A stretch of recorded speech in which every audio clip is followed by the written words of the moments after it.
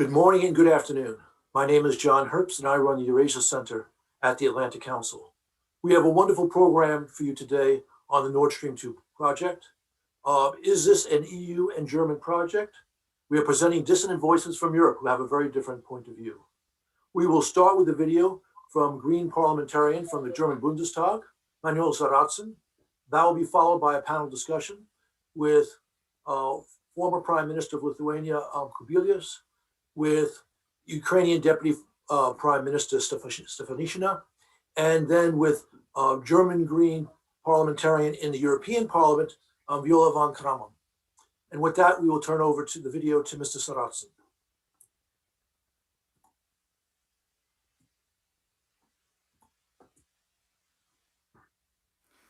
Nord Stream 2 is not only a pipeline project connecting Germany and Russia.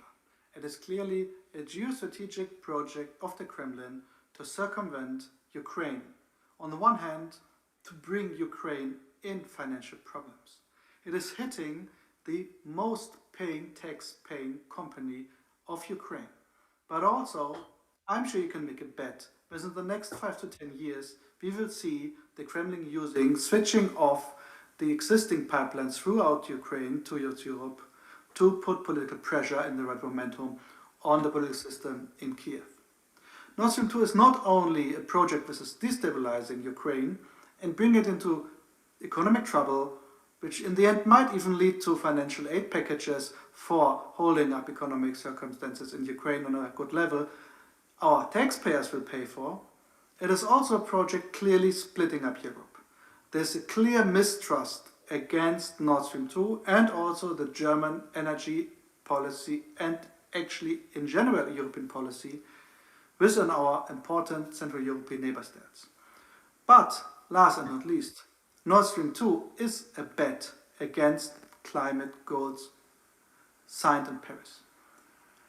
Nord Stream 2 will only bring profits and benefits to the investment if Europe is not holding its promises subscribed in the Paris climate change goals.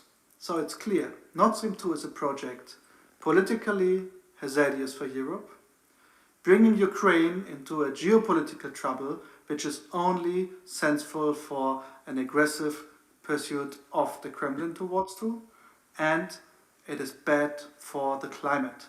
This is why the Greens in Germany are strongly opposing this project. Okay, that was Manuel Sarrazin. We wish he had had him with us today, but we're delighted we had his video. So I'd like to start with Ms. von Kramon. Why do you oppose Nord Stream 2? Thanks a lot, Ambassador Herbst, for inviting me. I can only reiterate what my colleague from the German Bundestag has just rightly said. This is an anti-European project. It's not just a project. It's actually, as he rightly put it, it's a geostrategical instrument of the Kremlin. It is to weaken the EU in general. It's to weaken the energy union of the European Union. It's to weaken the geostrategical alliance with Ukraine. It's to weaken also, as you have rightly said, so the Paris Agreement and our obligation there. So overall, there is no good argument for being in favor of this project, and it was even so put in place right when the German government was pretty busy with handling the migration situation during the 15-16 situation, and that was, I think, looking at this now, a big mistake, a failure. Maybe the chancellor has taken it not seriously enough. She has left it to the Social Democrats in Germany, to the Ministry for Economics, which was in the hand and is in the hand of Social Democrats. And so maybe reiterate what many of my colleagues in the European Parliament think. Maybe in the current situation with the difficulties, the current Russian-EU relation, things would have been differently now.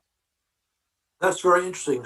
So just to explore this a little bit more, Why do you think then this project has gotten going in Germany? What are the dynamics driving it forward? At that time, the influence of the former Chancellor Gerhard Schröder is not to underestimate. What I've heard, bullied his colleagues in the Ministry for Foreign Affairs as well as the Ministry for Economy quite a lot. He was heavily involved in pipeline of Nord Stream 1 already, while we know that, for example, the capacity is not completely used that. And the Ukrainian Druzhba pipeline is does work, function. It is completely used, so there is no necessity from the, let's say, capacity point.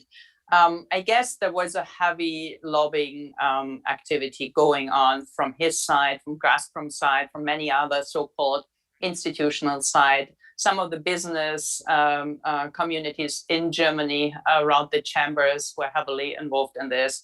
Of course, I guess that some companies will benefit from this so-called new project. And overall, I guess it was very sad that none of the bigger parties has confronted either the Chancellor or the Ministry for Economy with the political consequences, with the political implications, especially while we have seen now in the European Parliament, after debating it last Monday in the committee here, that there is a large majority, really a large majority of colleagues against that, and rightly so. Just one more question. The supporters of Nord Stream 2 in Germany claim that efforts to stop it represent an impingement on German sovereignty. What do you think about that? Well, I think it's the opposite. Actually, German sovereignty will be much more under pressure if we finish the project and if it will be used with gas as a transport. And our dependency on Russian import gas will increase significantly. So the oligopoly situation of Gazprom will increase. There will be pressure then on the price from the demand side, from the supplier side. We still don't know how the EU will handle that, while Nord Stream 2 or Gazprom has not unbundled its grid from the production, so that is still needs to be implemented or compliant. I see that the sovereignty, which let's say the proponents of the project claim, this is actually the opposite. So we as Greens were never in favor of having the stronger path dependency on fossil fuels. In that respect, the pipeline is not climate friendly. It increases this, plus the geostrategic threat coming from Russia, coming from the Kremlin. They can blackmail us at any time. It is a huge threat to our political stability. I don't see that there will be an increase in sovereignty. I think your point is exactly right, especially when you consider, as you mentioned, the role of the former German Chancellor, who's handsomely compensated by Mr. Putin, and his role in pushing Germany in that direction. Okay. Prime Minister Kubilius, you have been a clear statesman in Europe, understanding the geopolitical dangers that Putin's revisionist policies represent. What, in your judgment, is the geopolitical danger of Nord Stream 2? Well, there are very clear dangers, and some of them were spoken out by member of Bundestag, Mr. Sarrazin, from the Green Party, and my colleague Viola von Kramon, she continued. I would name several of them. First of all, of course, this project is bringing a lot of geopolitical, dangers to Ukraine, starting from, of course, from losses of financial incomes and so on. which really are significant for still quite a fragile Ukrainian economy. Second, what we need to have in mind, at least what military experts are saying, that back in 2014, when Russia started military aggression against Ukraine in the eastern part of Ukraine, in Donetsk and Lugansk, so one of the reasons why they were quite, I would say, not so willing to move forward into other territories of Ukraine was very simple, that, they were afraid to damage gas transit infrastructure in Ukraine, which Russian Gazprom was using and still is using to transport gas to European countries. So if that transit infrastructure will not be needed anymore after Nord Stream 2 will become operational, then of course the question is how Russian militaries will behave towards Ukraine, and if that will not open for them some kind of temptation to become even more aggressive if you compare with what they're doing now. And the last point, I see really that this project, which is supported by German government, it's not an EU project, it's the German government project, what Viola von Kramon have said, it influences in some way, maybe not directly, but even indirectly, German policy, German foreign policy towards Russia itself. Germany is not free to be critical as it is needed sometimes to be critical on Russian behavior, not only outside of Russia, but also inside of Russia, what they're doing with Navalny, what they're doing with their citizens, which are demanding, which are starting to demand more loudly, freedoms, elections, and so on and so on. And that is what perhaps Putin really considered, that with Nord Stream 2, he can silence the German government on some of those very, very, very important issues, because you cannot be at the same time very critical on Russian, on Putin regime policy towards Navalny and towards ordinary people of Russia, and at the same time to defend, Nord Stream 2 project as German government needs to do. So that's what makes really impact on the whole EU policy towards Russia, since really Germany, from that point of view, is a very important country. Thank you. I have another question for you, Mr. Prime Minister. Just as supporters of the project claim that efforts to stop it represent an impingement on German sovereignty, they also say it represents an impingement on European Union prerogatives. What do you think about that argument? Well, I think that those arguments are really not very, very rational ones. First of all, we need to remember, Nord Stream 2 is not an EU project. It's a German government project from this side, German government agreement with Russian government, with Gazprom. Even more recently, as my colleague Viola have mentioned, we had an important energy committee, so-called ITRE committee meeting back in European Parliament, where European Commission representatives who are responsible for energy security and everything connected with pipelines and gas supplies very clearly said that Nord Stream 2 is not a project of EU common interest. It does not bring any kind of added value to security supply of European Union, and so on and so on. So Nord Stream 2 is very clearly it's not an EU project. As I said, it can affect EU geopolitical security. Nevertheless, it's a Germany project, and the EU was not invited to discuss when that project was started to be implemented. Of course, EU has very limited possibilities to make an influence directly on German government, in order trying to convince them to abandon the project. But EU, I would say, political will is very clear. We had several resolutions recently passed, in European Parliament, where parliament members were speaking about EU policy towards Russia after poisoning of Navalny, after his arrest. And of course, members of European Parliament demanded to put clear language against Nord Stream 2 project, demanding, that it should be stopped immediately. And that language was supported by absolute majority of European Parliament members.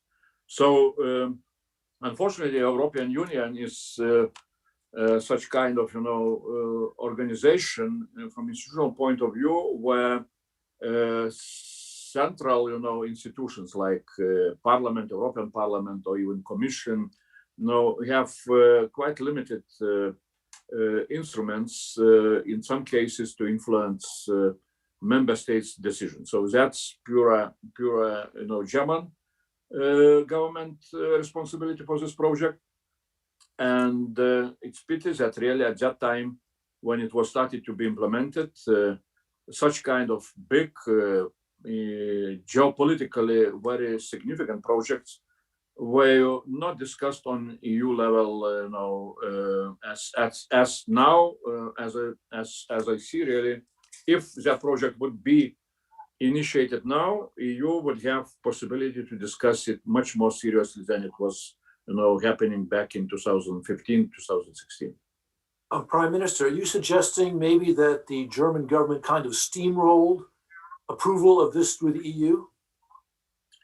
It was not approved at all on EU level. Right. EU had only one, possibility to demand that this project should be, if that's, German government decision to implement that project, that the project should be implemented according to so-called gas directive, the said gas directive, which demands so-called unbundling. That the same business company has no right to be both owner of the pipeline and also to be owner of the gas, which is which goes, which is transmitted through that pipeline.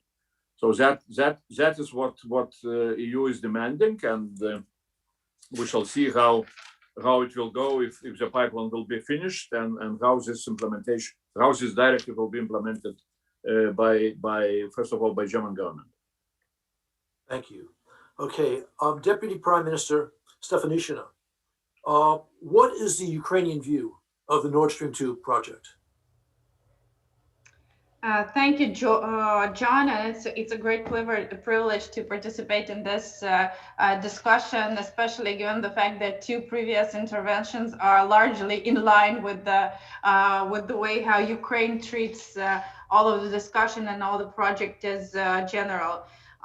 We, of course, understand that the new American administration is forming its strategy with regards to the Euro-Atlantic agenda, and there's no doubt that the energy security in the whole Europe is the issue which occupies an important place in this agenda. So hopefully this discussion may have a very good input on the strategic view in Odyssey on this. So in the second, I would not really go and repeat what was said by colleagues, and will not really go into details, but I'm going to mention a number of things about Nord Stream 2 we should know. For Ukraine, for the energy security of Ukraine and European Union, for the region, and this is like far more and far-reaching initiative, which goes not only beyond economical input, but also it has a very strong political and geopolitical input. I'd like to start with one thing in this regard, that is this project is definitely Nord Stream 2 is not the economically available project aimed to diversify the gas supplies to Europe.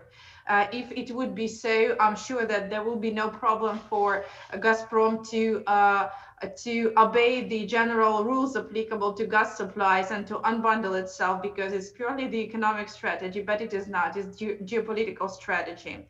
So, and we should really remember that since the beginning of the Nord Stream 2, it was crystal clear that this project was an element of the Kremlin geopolitical master plan. And I regret to say that I doubt that the democratic world has such a master plan today.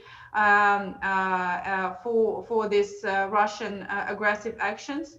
Just to mention a few: illegal annexation of the part of the territory of Georgia, illegal annexation of the Crimea, and occupation of Donbass, war in Syria, interference in the US, France, Germany, and other EU countries' elections, massive disinformation campaigns, propaganda around the world, including interference into the Brexit process, pandemics now, persecution of the political opposition in Russia, civil society, and total censorship in the media, poisoning of the Alexei Navalny, and I can really continue. And we should have no illusions that Nord Stream 2 is the project apart of all the mentioned before. It is in fact an integral part of these events, which are not simply someone's bad or wrong decisions making. It's really a strategy, and all of us participating in this discussion today understand it. It is aimed to obviously not just against Ukraine, against the whole free world. And this is exactly how what is our take in the beginning of any position we announce or pronounce when it comes to the Nord Stream 2. Of course, we hear the views of our opponents saying that the pipeline is arguing that Russia is working to ease Ukraine's inevitable economic pain from the Nord Stream 2 newfound efficiency by committing a ship gas through Ukraine until 2024.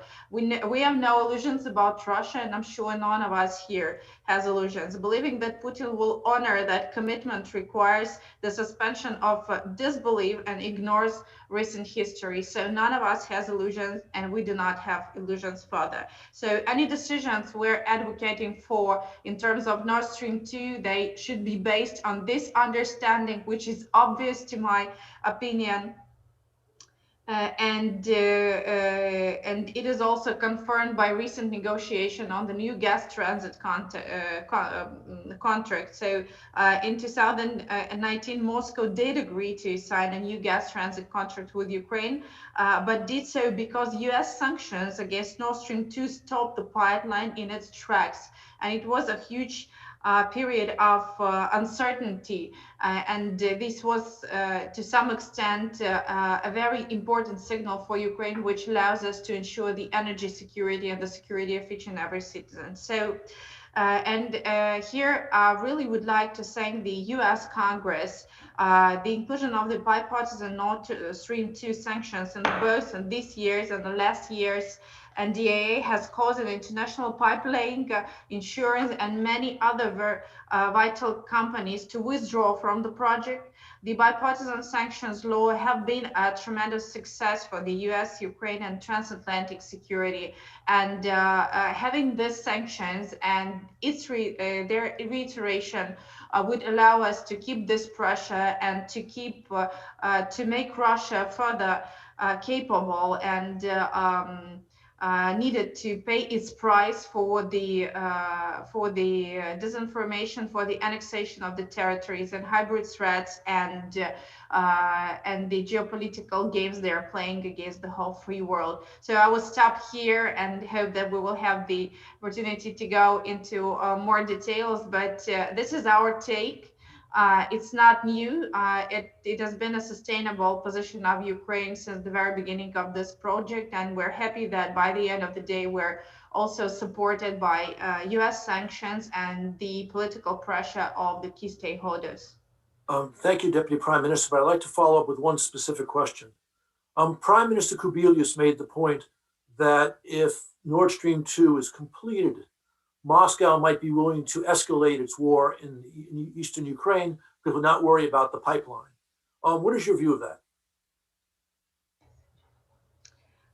Thank you so much. This is exactly the point I share, because one of the key strategic goals of this project is the undermining the energy security of Ukraine, undermining the role of Ukraine as the reliable energy partner for the European Union and for the whole continent. And this is part of the threats we face through all the period where the Nord Stream 2 has been built. But of course, completion of this project would pave the way and will open the whole field for Russia for full-fledged intervention to the territory of Ukraine and escalation of the conflict to the extent we cannot even imagine to ourselves. So I fully share this topic, and I'm sure that this is the part of the strategy which has also been proven by the experience of many Baltic states who are luckily didn't face the occupation, but all of these countries were on the history of being blackmailed by Russia through the gas and energy resources. So this is not a new and unique experience, but Russians have definitely advanced far more than it was in the previous decades, and it's frightening and threatening us even more. Thank you. Okay, Ms. von Kramon, you gave a very interesting analysis about how Nord Stream 2 got started in Germany, the politics of it. What are the politics today of the pipeline? I mean, we've seen strong German criticism, for example, of the arrest of Navalny, the crackdown on his protesters. Do you think that the politics in Germany are conducive to a change in position on Nord Stream 2? Well, I think I'm not the first speaker of the Grand Coalition currently ruling the Federal Republic of Germany for sure, but I think it's a pretty tricky situation. I wish they would have the courage to not just to postpone, but really to cancel, to stop, to block the entire project. But obviously, for one or the other reason, there isn't a majority within the different political group, while maybe they also fear some of the compensation fees. I'm not sure, I don't know. I'm not a legal expert either. But I see that the political climate, the understanding, the awareness in the society of the danger to have a closer dependency or to depend even more on Russian gas is different now than it was maybe 5-6 years ago. So when you look at polls and when you think of whether you can change your decision, I think this would be a good timing. I know this is different in some of the regions. Interesting enough, if you look all over Germany, this is not the same, let's say, determination for stopping such a project. But nevertheless, I guess the majority understands that this is highly, I would say, political dangerous to continue with this project. But as you might know, there will be federal elections in September. There might be different coalitions. There might be new opportunities also in Berlin. And this is, of course, also a hope for us. All right, a variation of along the same line of thought. As you know, the Biden administration believes it's very important, and I agree, to improve the relationship with Berlin after the very rocky Trump period.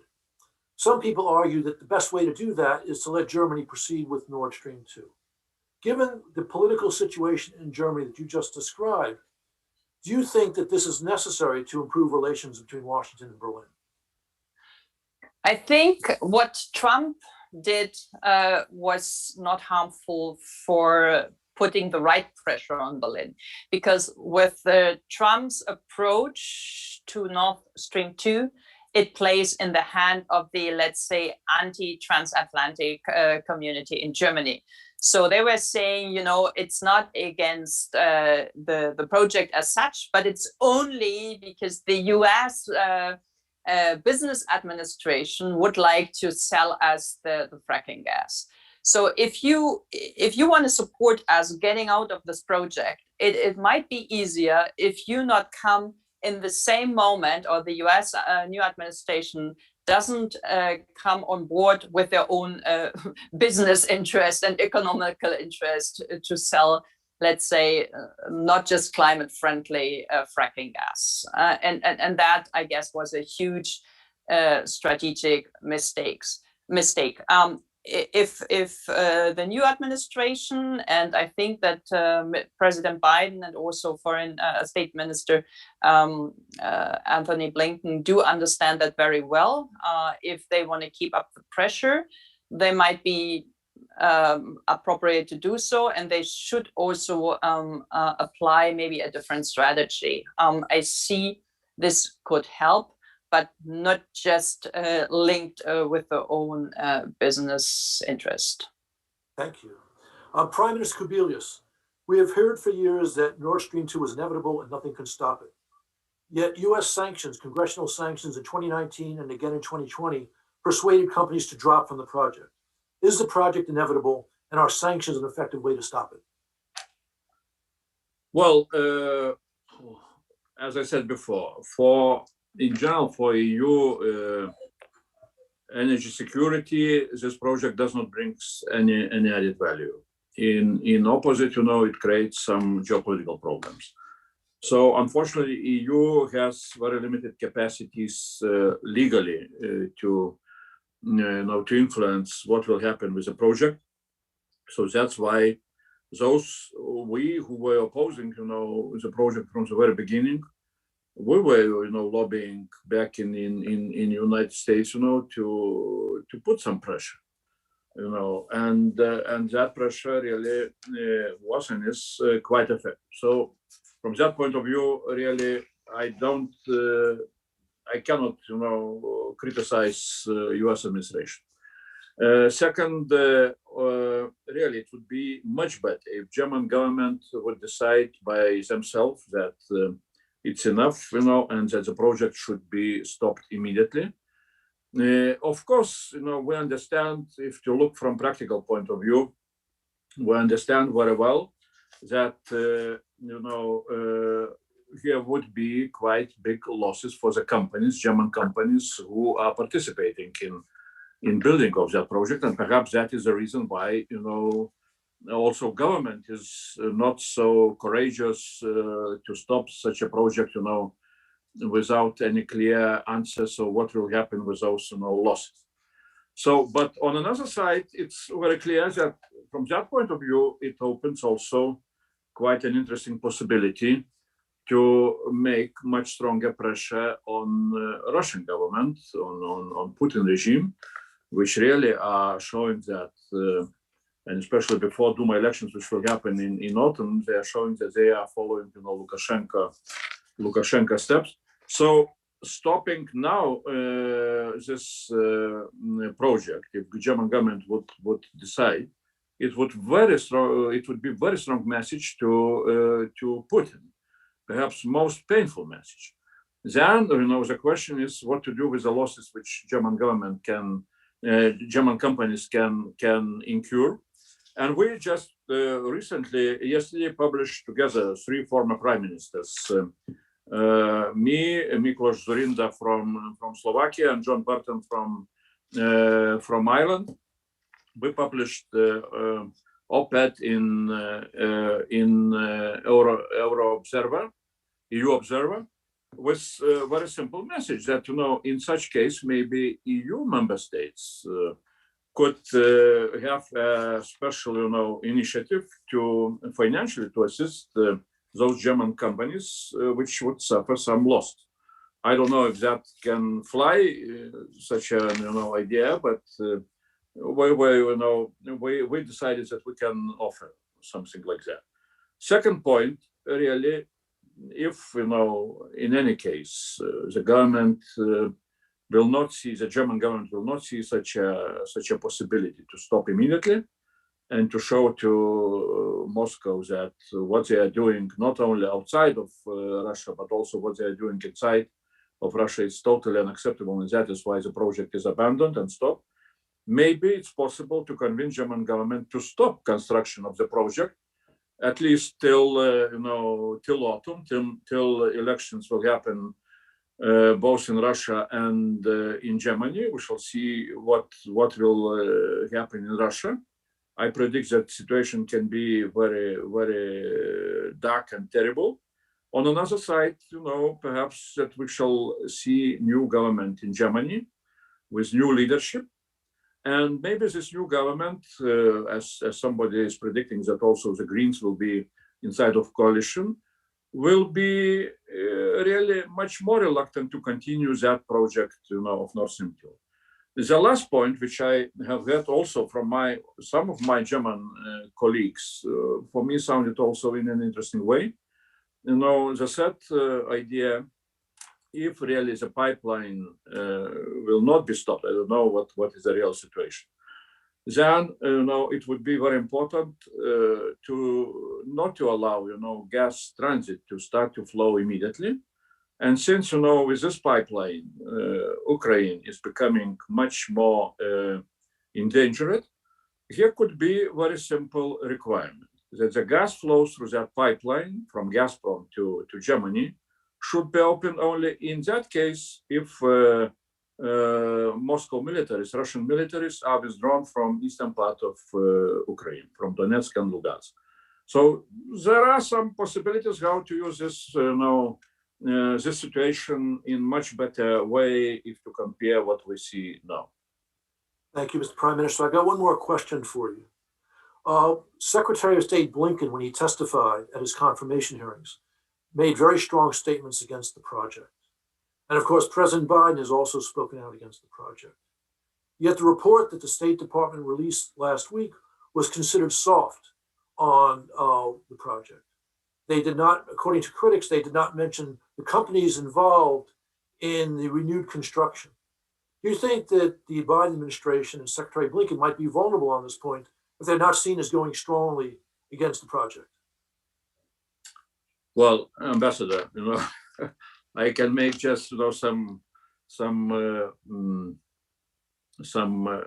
maybe not so serious remarks, but we can agree with you. You should assist us to criticize European authorities and European government, and we shall assist you to criticize Joe Biden administration on that issue. So that can be some kind of common job and common goal for us to achieve. All right, thank you. Deputy Prime Minister Stefanishina, has the German government spoken with the Ukrainian government about Nord Stream 2? Is there anything that Germany could do to persuade Ukraine Nord Stream 2 would not be a danger?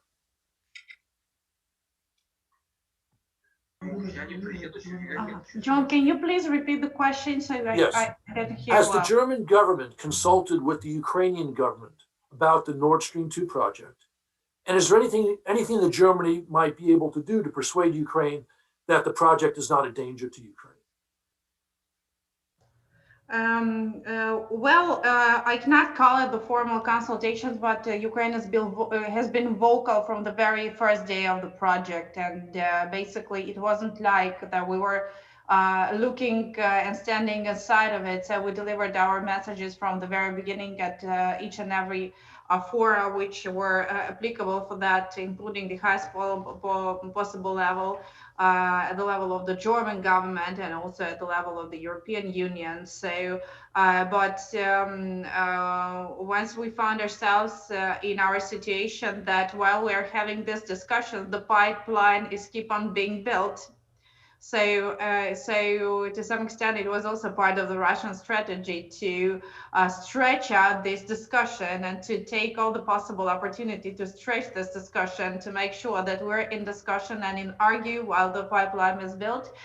We had a very positive decision while we had the Romanian presidency in the Council of the European Union when the amendments to the EU gas directive were adopted and the unified procedure for access to EU market was granted. So it's been disturbed and stopped Russian Federation, but not for long.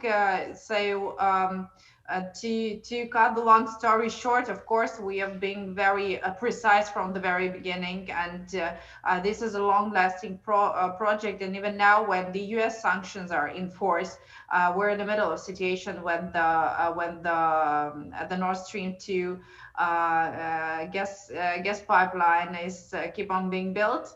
But for the sake of clarity, it's important to say that we were rather successful at some stages because we were vocal at all the possible forums, and some of the Nordic countries suspended their agreements over the continuation of building of these projects like Denmark, but it didn't last long because some of the legal instruments were applied. So we were trying to stop and to deliver our messages in each and every fora. We were sometimes more successful, sometimes less, but the reality is there. No argument is enough to stop this project finally. We succeeded only in suspending it at different stages. So we're hoping that additional pressure will be reinforced by the US sanctions to show that there is a sustainable non-support of this project, to make sure that other players could also join this instrument. Thank you. We'll now turn to audience questions. People have been putting them in the Q&A section. And I'd like to start with one from Bob Walsh. He asked, how does the ultimate success or failure of Nord Stream 2 play into the current negotiations on other issues, such as Ukraine resuming water supplies to Crimea through the North Crimean Canal and ending the war in Donbass? I think, Deputy Prime Minister Stefanishina, you should get the first crack at that question.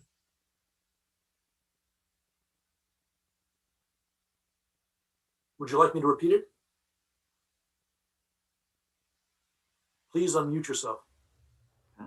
Yes, John, I'm sorry. Can you repeat it? So something happened with the... He asked, what is the connection between the failure or success of Nord Stream 2 on other issues such as Ukraine resuming water supply to Crimea and ending the war in Donbass? And is there any connection?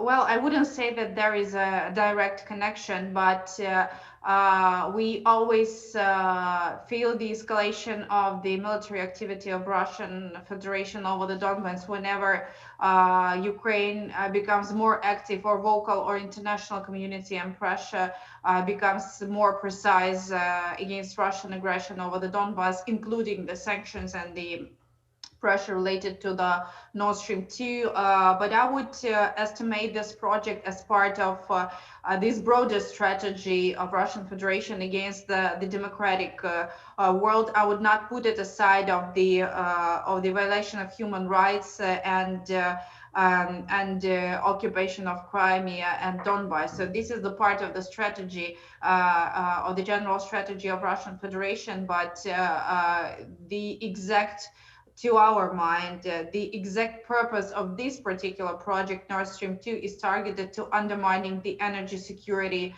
of Ukraine, undermining the role of Ukraine as the reliant energy partner to the European Union, and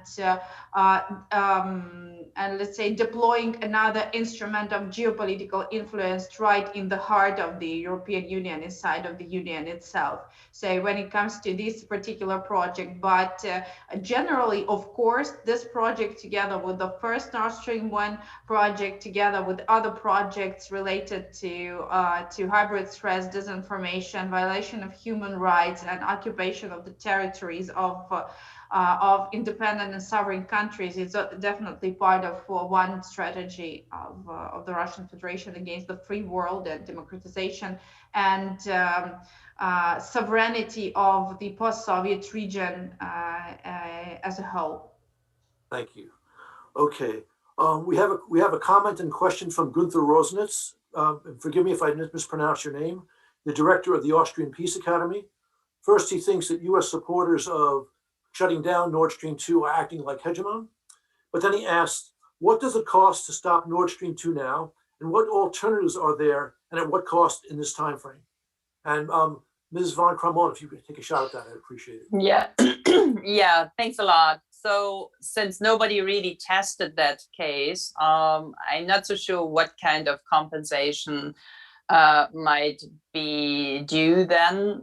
So maybe there are already, excuse me, some assessment or calculation within the federal government. Maybe there are some numbers available in Berlin, but, and that's important, you do not need alternatives. Why we don't need this gas? We have a pipeline coming from Ukraine. This is working perfectly. We have not even used the entire capacities from Nord Stream 1, excuse me. So there is a lot of, I mean, even capacities which could be used. We have everything in place. We would like to phase out of gas in the midterm, in the long run. We would like to use this, or would have used this investment in alternative fossil fuel energy infrastructure. We need storages, we need everything, but not a bigger dependency on gas. So Nord Stream 2 was never energy driven. It was never a project where demand was driven and where this initiative came from the business community. It came as a political approach against Ukraine to undermine their revenues, as my colleague Manuel Sarrazin has put it. The gas transport, the gas pipeline transport brings around 4 billion euros or US dollar, I'm not so sure, into the Ukrainian budget. It's the biggest taxpayer. It's international regulated. They have a very transparent board. So Naftogaz is probably, if you look through Ukraine, one of the best, let's say, restructured former state enterprises. And cutting them off is also from, let's say, more political economy point of view, really not the best idea. And therefore, I mean, I don't have to lobby for gas in general, but if you ask for alternatives, we don't need them. While there is not a lack of gas supply so far in the European Union. Thank you.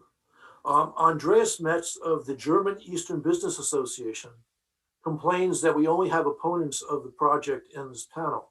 I should explain that we are doing this because it's not well understood in Washington that there are substantial voices against the project in Germany and elsewhere within the European Union. But he asked a bunch of questions, and I'll put one to Prime Minister Kubilius. He points out that you have the pipeline going through Belarus. He says, would it not be better to shut down that pipeline because it supports Lukashenko instead of stopping Nord Stream 2? What is your view, Mr. Prime Minister? Well, very good question.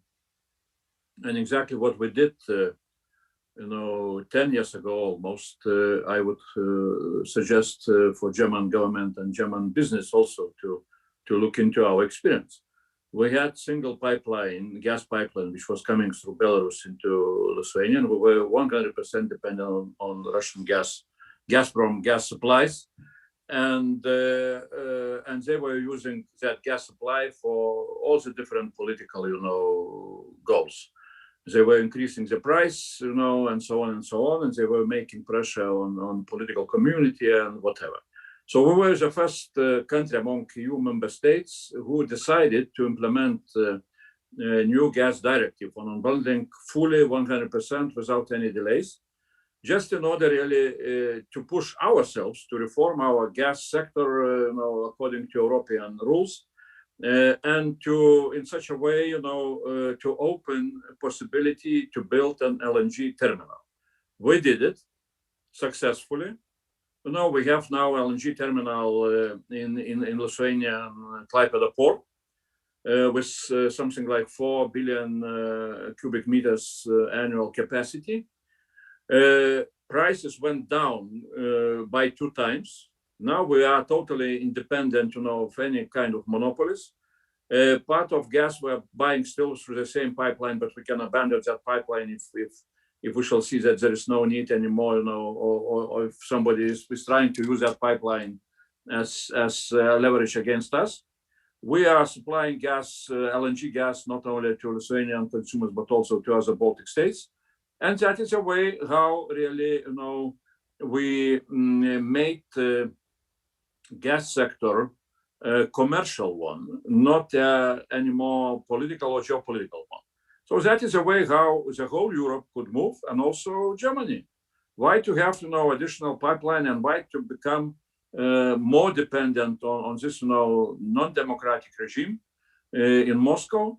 That's for me very, question where I do not have an answer.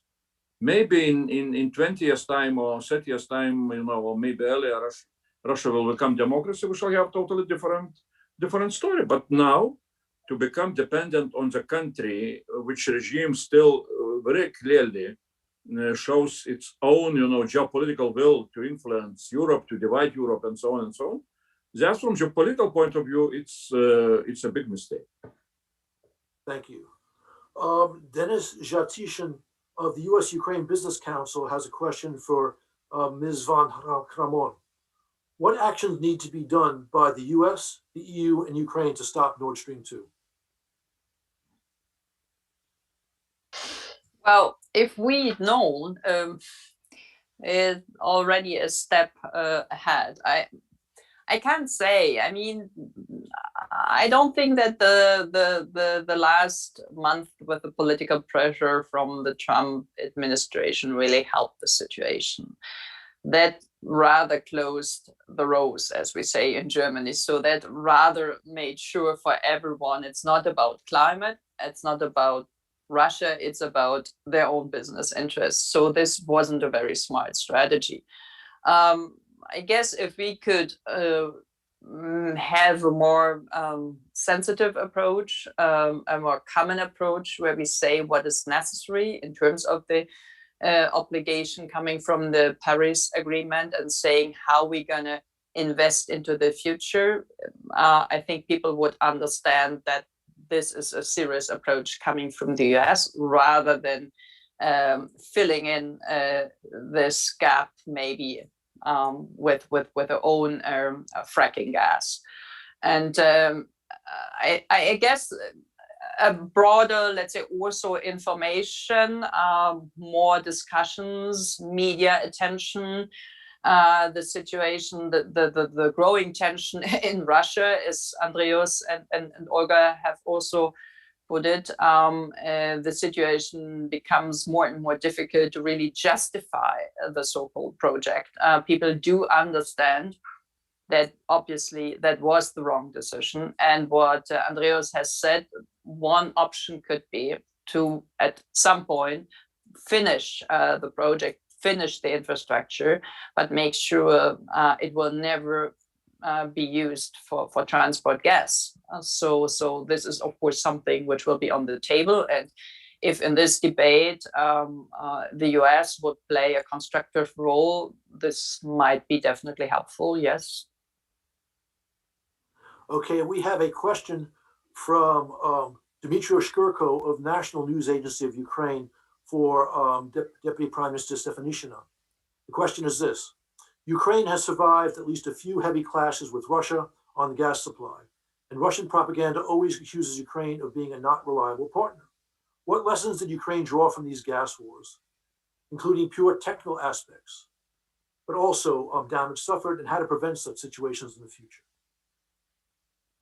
Or put simply, how does Ukraine protect itself against Russian aggression via gas cutoffs?